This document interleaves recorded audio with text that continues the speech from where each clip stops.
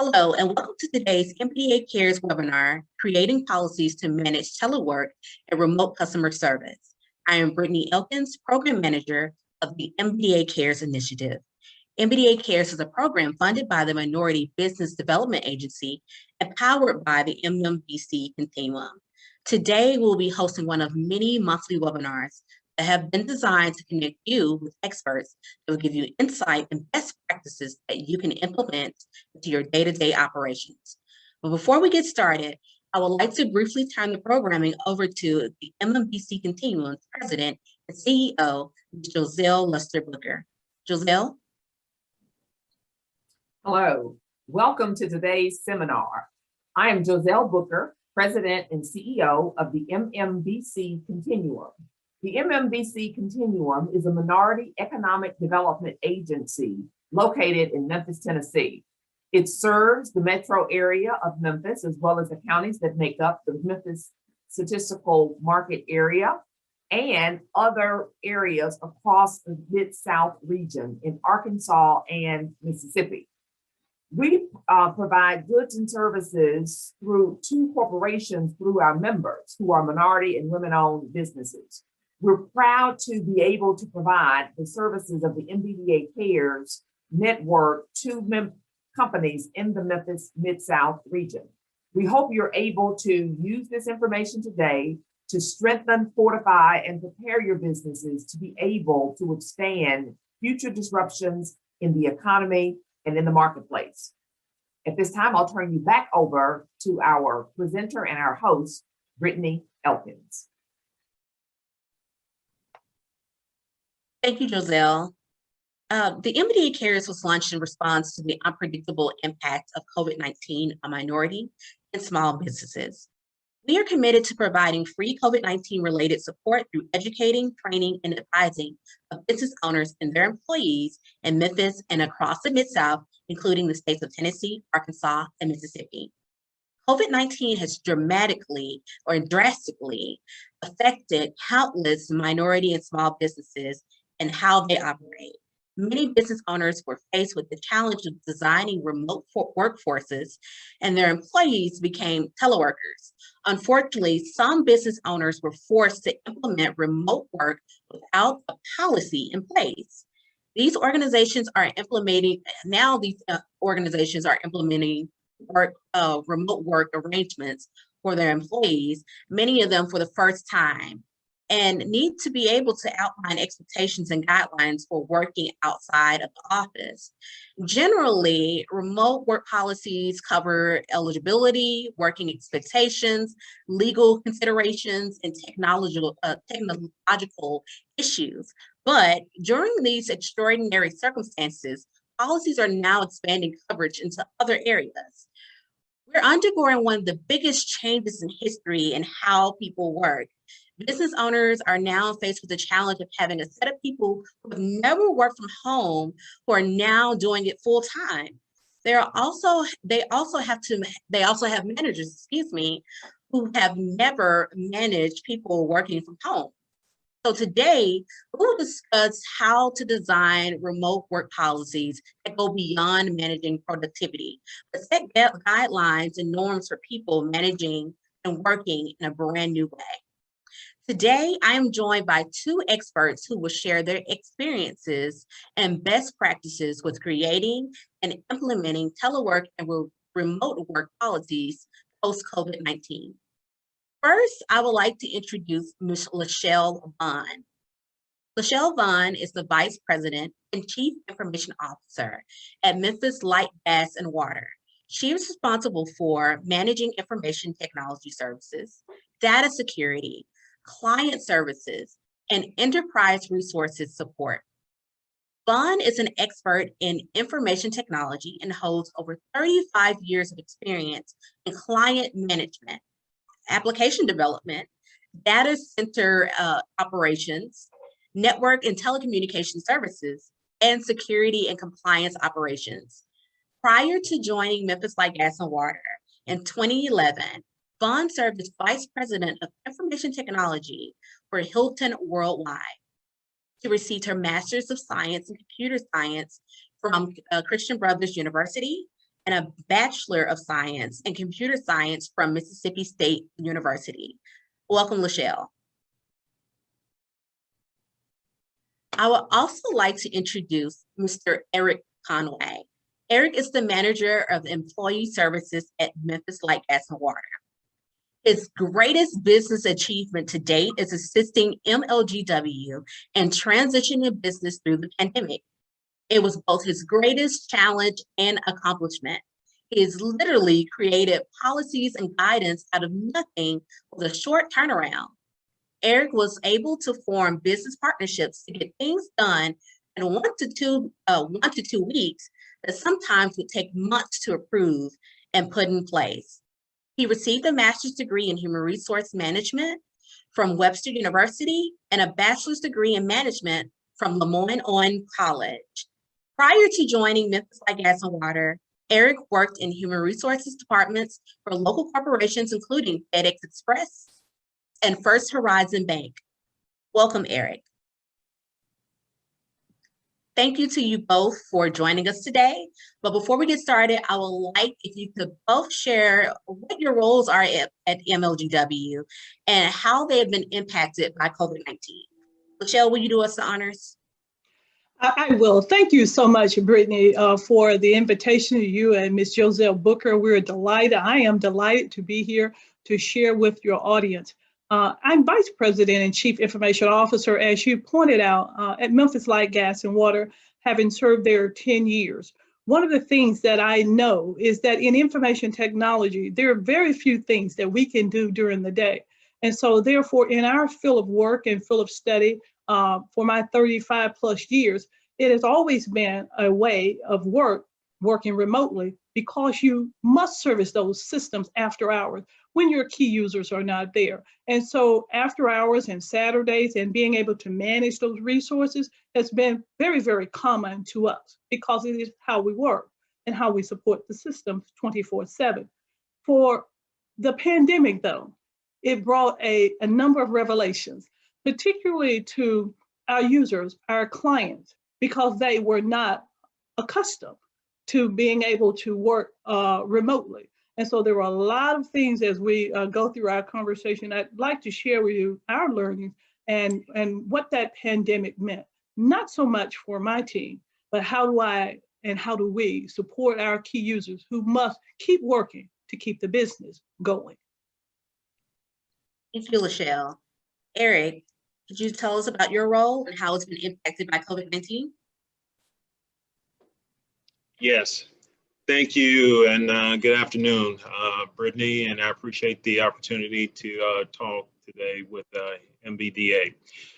I am the manager of employee services and talent acquisition, and my role is to lead 11 to soon to be 12 employees with selecting and recruiting to try to meet the needs of the division to place talent, human capital in positions that's going to be long and enduring.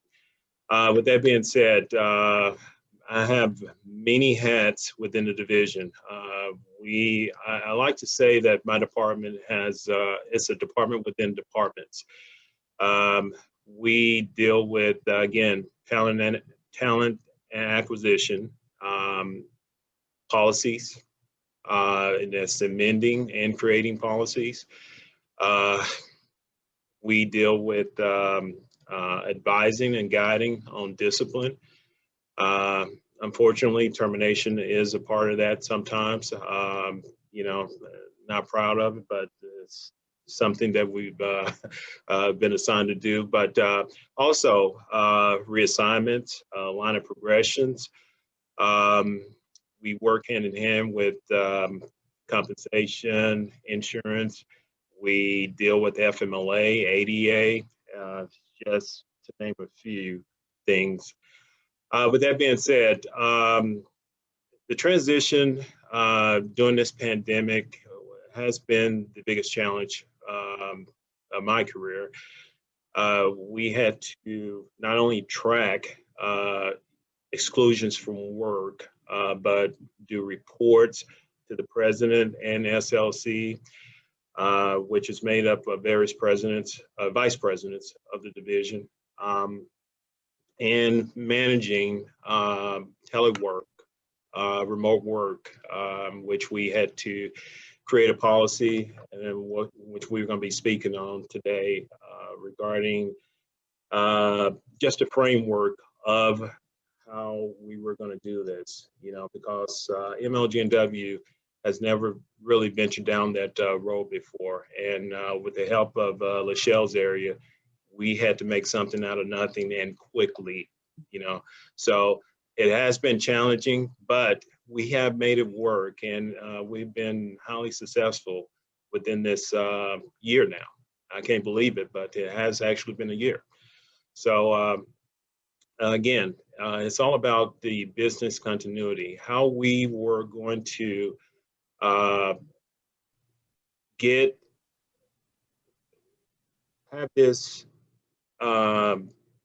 short time span. We was thinking a short time span of remote working, but continue with the values of our business, and that's compassionate service to our customers. Okay. Mm-hmm. Perfect. Well, let's go right into it. You mentioned that you work on policies, but this is a different type of policy that you mentioned that you haven't done before, or this is new, I should say, to MLGW. So what exactly is a remote work policy? Remote work policy, which you can call it telecommute policy. It allows employees to work at home and or satellite locations for all or part of the work week. It's a policy that provides a viable, flexible option for employees and a business, especially during challenging times like this. So why should a business have a remote work policy? For the obvious reason, when it deals with business continuity in a pandemic or any kind of catastrophic situation, it's good to have for the continuance of the business, as well as its cost savings, not only for the business, but for the employee. The commute time, cost for gas, that's taken away. I can tell you, I saved a lot on eating out, coming downtown, walking the strip and trying to find meals.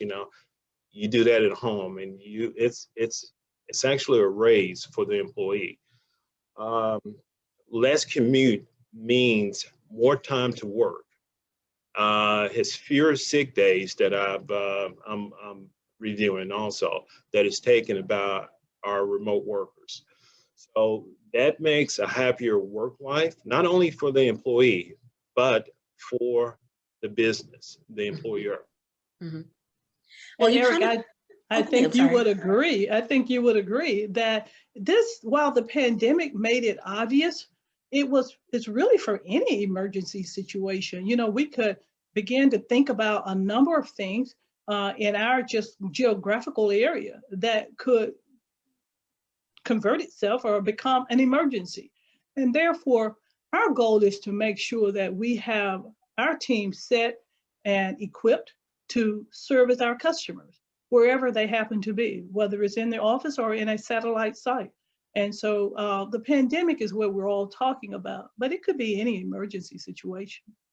And that's true. We actually framed this into the business continuity plan, which, as Lachelle has pointed out, it can be for any situation now. And the fact of the matter is business continuity. We have to service our citizens to preserve quality of life. And, our mindset was in office. Now we can do it anywhere. Absolutely. And Eric, here's the thing we learned, right? And she's going to ask us about this later on, is that when you hire the right people, it doesn't matter where they're working, whether they're on the first floor, second floor, or a satellite office. The key is, are they working? Are they delivering? It's delivery based, right? And so if you deliver, then it's all good. well, regardless of which chair you're sitting in. Totally agree. Brittany, we could take this, but we're going to go back to you. Well, thank you. I appreciate it. So you both touched on this slightly, but I want to talk about the lack of a policy and how it can impact business. Sure. For me, the lack of a remote policy really hinders the business nimble and flexibility. The business should hinge on continuance of operation in case of an emergency, as this is, or any type of emergency.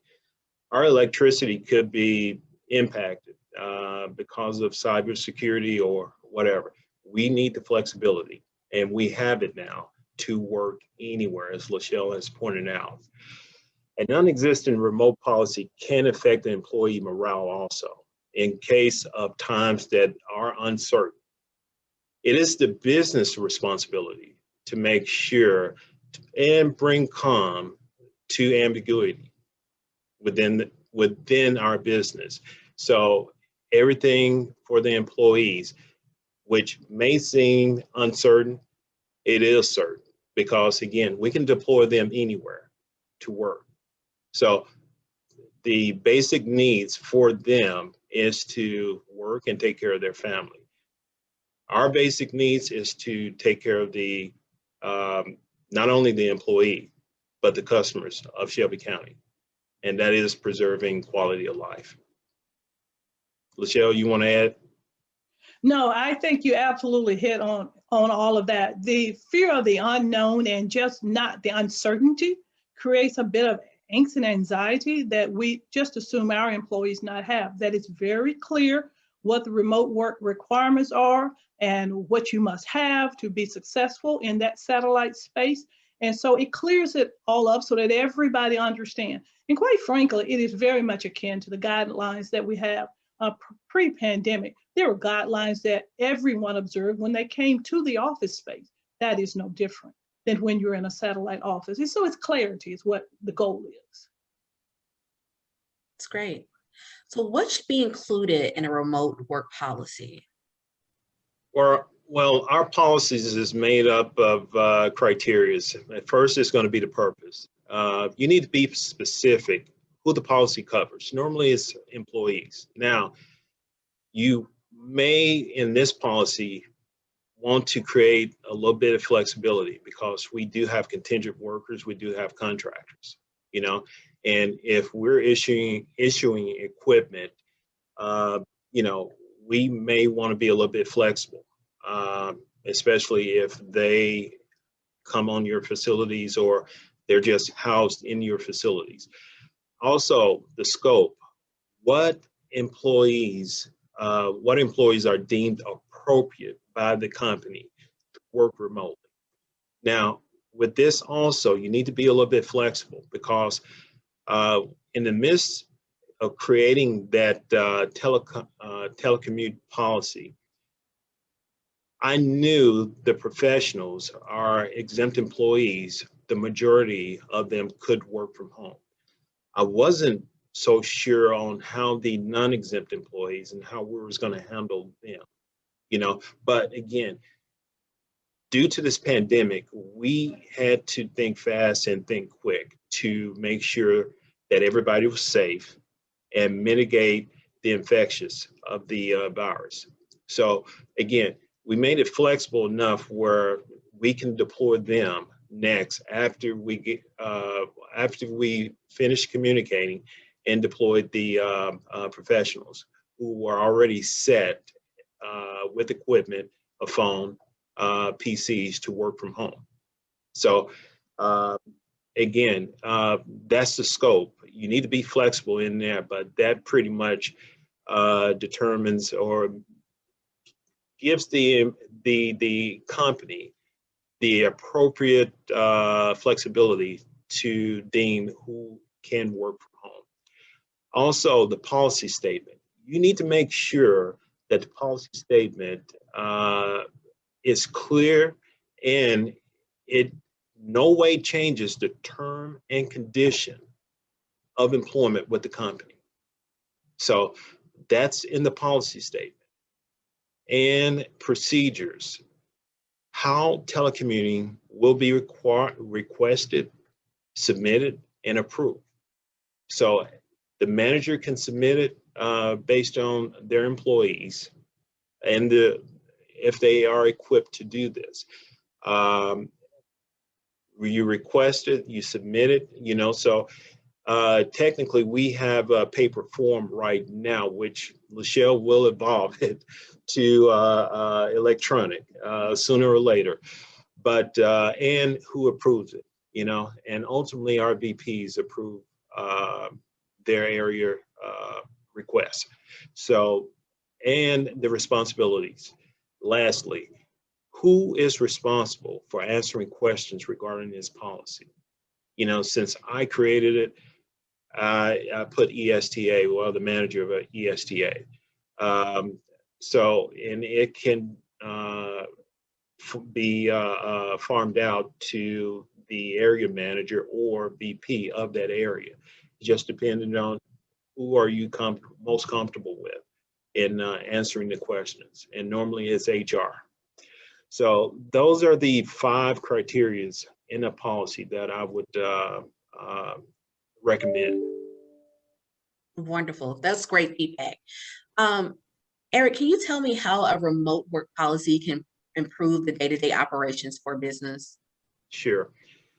It can increase morale, bring calm to uncertainty, and can be a huge impact overall of the composite of the business.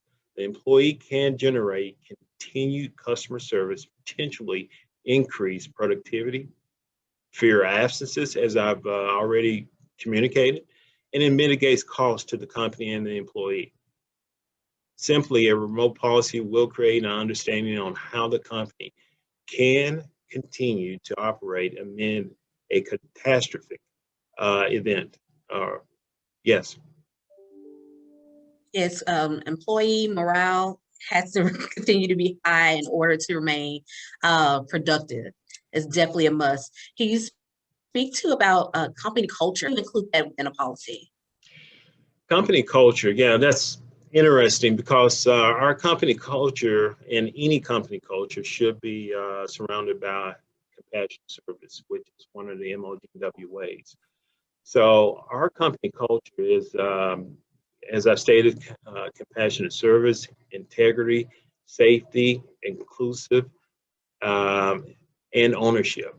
Remote work is conditioned with providing the existing quality of service to our customer, as we have always done. Our policy is also linked to other policies that requires all employees to act with integrity. How much safer can you be than working at home? So, and again, that's a part of our values.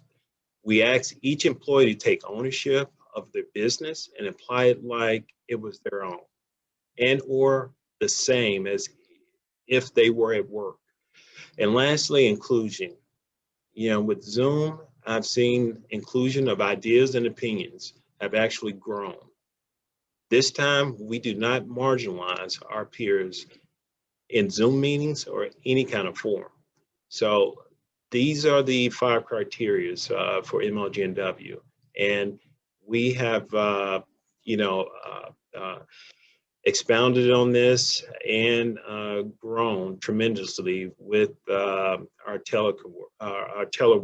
And, values is important. And this right here should increase, because one of the things that I want to point out, people just like myself, we miss being around everybody. Honestly, I didn't think I would miss it so much, but I value the closeness during this pandemic, and I have for myself encouraged people and asked for them to be more engaged in our conversation. maybe I just want them to be on Zoom a little bit longer. So when we cut it off, I don't know. But yeah, it's actually progressed during this time. So that's our values, and that's how you can encompass this in the culture also. That's great. Eric, you mentioned earlier, or touched on earlier, safety. So I'm wondering, how can a policy protect sensitive and confidential information, not only of your employees, but customers? Sure, and I have to defer that to Lachelle. I would say this, we have a wonderful IS department. They have assisted with the deployment of equipment to employees, and they have actually made us safer. So, Lachelle, I'm going to turn that over to you. Yeah, absolutely. One of the things that we had to make sure of as we were getting ready to go home, uh, leave the confines of the central office, was to make sure that team members had hardware. So Eric Mhm. mentioned earlier about the paper process. I love technology. I love what it does. But if it's not helping the business, it is quite frankly no good. Technology for technology's sake has no value. And so every now and then we got to remember those things that work. And when you're trying to deploy 500 or 600 people to go home within 1 week, and you must exercise safety, you spread them out as far apart, 6 feet or more, that you can, and you arm them with what they need to be successful when they get home. Distribution of hardware, understanding what connectivity they have, because we are connected at the company by our network. When you get home, I'm connected to you by what you have, your internet service Mhm. provider. And if you don't have it, then I need to make sure that you have something so that you're able to work, hotspots and things of that nature. Mhm. And so, from the stance of security, there are a couple other things that I need to know. Because I'm distributing the hardware to you, I am very comfortable with the antivirus software that's on those workstations. And I'm comfortable that it is current. Cybersecurity is 100% real. The rules don't change regarding plugging in fobs to your system, plugging in anything to your system when you're at home or when you're working remotely or when you're in the office. And so you want to make sure we back everything up with training. Train, and then train again, so Mhm. that your team members are very conscious about the information. And that information might be in electronic form. You're in a satellite location, who's looking over your shoulder as you're handling personal information. What are you printing out, laying down that you collect back up? The rules don't change when you go remote. The rules are really the same. Imagine if you're in an office area and you just leave papers scattered out on your desk with privacy kind of information. You wouldn't do that either. So the word would be, don't do it at home. And so trying to make sure that you have equipped and trained your team members about those procedures that help them and help the company to practice safe delivery of service.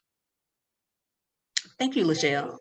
Can you describe the support that your department lent to Eric's department, shaping and supporting this policy?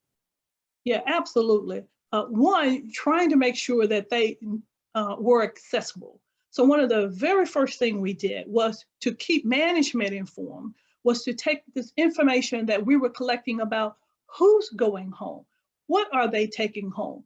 When that equipment is in the office, we know where it is, how to touch it. When it goes home, there are guidance for you are responsible for this hardware. So if you've got it set at your satellite site, you can't eat and spill stuff over it. You can't drop it, because now they are moving that equipment. So that has to come into play. Who's responsible for it? Who's signing off? You're signing off on it. And when you take it to your satellite location, you are 100% responsible, because it has left the confine of our environment. And so making sure that they understood that, making sure that they communicated what else they needed to take home. They went home with laptops, but did you need a monitor? If you're handling a bunch of numbers, you might need one monitor. You might need 2 or 3. In the confines of the office, they have that set up. And so making sure that they had that information, who to call and how do I reach you? Setting up a process to where our remote team, maybe they don't have the company directory right there with them, but they can go out on their app and they can see what is the remote number I can reach you at. If your phone hasn't been forwarded, taking the telecommunication, the PBX, forwarding that number to wherever you are so that it follows you as you deliver those services. But making that available so each of us knows how to contact the other person, whoever they need, across the division who's teleworking, how to contact them during the business hours. And so those were some of the things that we wanted to make sure that we help shape that policy. And of course, always, what's the service desk number to call? You're already moving pretty quickly. Keep as many things as you can the same. That number doesn't change. It follows those individuals and service support continues. That's great. So, Lachelle, our small business owners do not have a award-winning team such as yours and the IT department that can provide that type of service. Can you provide them any tips on, monitoring or the network security that they may have offsite? I would imagine that small businesses secure services from larger businesses, and I would employ them to take advantage of it. Mm-hmm. You've purchased that service, and so use those providers that you've secured services from. Let them help you in your design. Let them help you in your continued offering and how to think about it. Oftentimes, you're not required to move as quickly as we had to move last year about this time. And so you do have time to plan, but take advantage of that service that you've purchased from the larger vendors and let them help you in providing that continued service. That's great. Now, you touched on earlier different devices and not hooking up those devices to your computer, especially a property of MOBW. And so that touches on cybersecurity. Do you have any tips that you would like to share with business owners as far as some of the information that they can put in place for their team to let them know, like, these are the steps you want to take to prevent those cyber threats? Yeah, one, absolutely. This is something that's not technical, but train your team. Inform the team, make sure they understand the pitfalls associated with it. It's not just for them, but the regulatory requirements around them. So start there with training. Also emphasize the fact that when you're in the office, you really have a one-factor authentication. Most time when you log into your system, you're putting in a password and you're good to go. When you remove yourself from the central site and you go satellite, you absolutely must have two-factor authentication. You must know something and have something so that you can access the network. They call it VPNing back into the network. Now, a lot of, particularly the financial companies, have been pushed, and you'll see this in your everyday life, to 3 factors. Something you know, something you have, and something you respond to within a short period of time, 10 minutes. I'm going to text you, and you're going to provide that code. So ultimately, trying to make sure that you either offer 2-factor or 3-factor so that you know who's coming back into your environment. That's a great tip. Next question. What steps should an IT department take to shift to remote work? So the first thing that the IT department, if they are given notice, is to make sure that you have hardware that will be available for all of those resources that will be working remotely. Working with the human resource department as you look at which areas are properly equipped to work remotely and when they will be working remotely. A number of companies got caught. Some were lucky that they had the appropriate software and hardware available, licenses, because if you imagine with the level of churn that we experienced last year this time, everybody was trying to find hardware. And so just making sure that as you plan, that you have the necessary hardware. This might mean having duplicate hardware. That's a business expense that you will absorb, depending on what you purchase. If it's laptops, it is transferable and you can move it about. But making sure that you have planned for those resources and having the necessary hardware to support them as they go to satellite sites. Okay. What are some challenges that had to be addressed when creating telework or your remote policy? So here's one thing. When you're in the central site, I can deploy someone to your desk and they can come with you and you can show and point to the screen and tell them. But once you go satellite, I'm sort of depending on a couple of things. One, that your internet provider, your internet is up, that is at the proper speed for you to be able to work successfully, that there's nothing else going on in your satellite environment that's degrading it.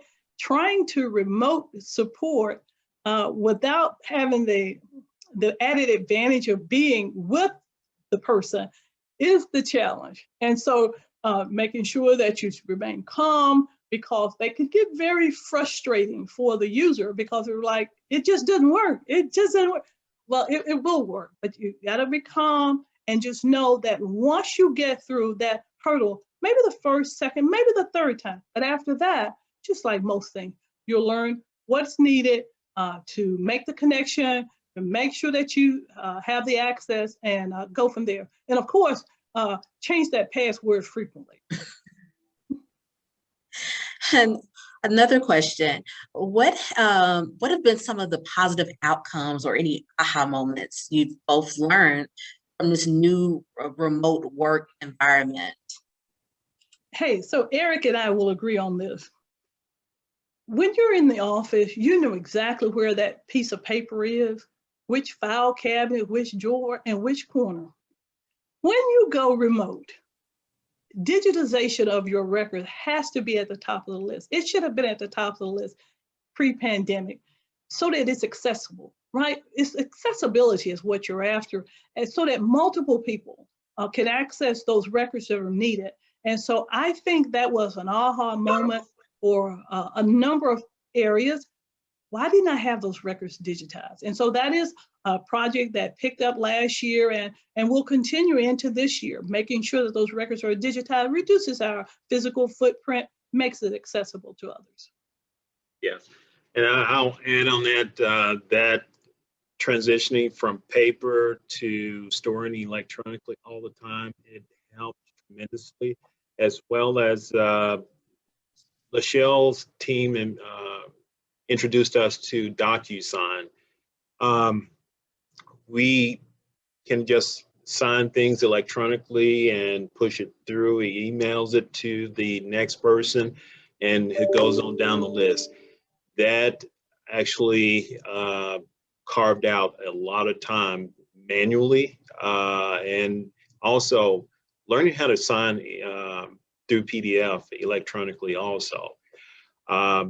It just opened a lot of doors for us, and it'd be hard to go back to the old norm once this pandemic is over, you know. So it's just opened a lot of doors for us, and it's going to be the new norm. And what about your Zoom, Eric? Right before, people would say, "Oh, we can't meet because the meeting rooms are all tied up," or and you're trying to work around that. And it's like, just jump on with Zoom with me, right? Yes, I have a lot of committee meetings. I'm sorry, Lachelle. I have a lot of meetings, and Zoom or even Microsoft Teams now takes the place of just meeting all together. And you know, even going forward, that's going to be the new norm as far as Zoom or Teams, setting up meetings electronically like that. You get a lot more done. You don't have to travel, and you know, as I stated before, it's probably more productivity because you have more time.